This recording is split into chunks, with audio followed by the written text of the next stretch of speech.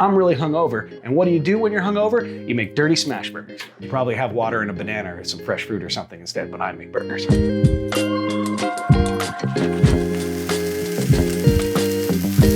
Oh, there she goes. Want a burger?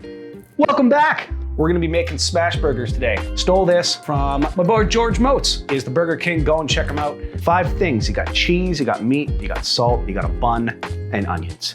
Hence onions in the title. You need the onions to be as thin as possible.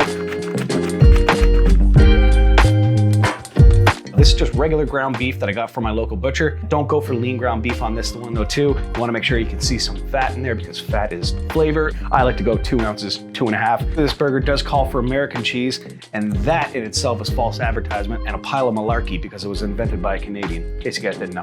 Listen, Canadians, we know how to get things done. Fake cheese. Hit them with a little bit of salt. The best part is when you're gonna throw your onions on now, you're actually gonna take your sliced onions here and you're gonna push them right into your burger like that. And use more than you think you need because they're gonna get all crispy and crunchy on the side though too. They're friggin' awesome. And now we smash it. A little more there. Oh boy, they're gonna be good. So you wanna let these guys ride on the first side. I'd say anywhere from 1 minute to 2 minutes on this side. All right, here we go. Oh boy, oh boy. Beautiful cheese here, cheese on the top. We're gonna take our bun. We're gonna do one on there, on there. And the beautiful steam from the burger is actually gonna soften that.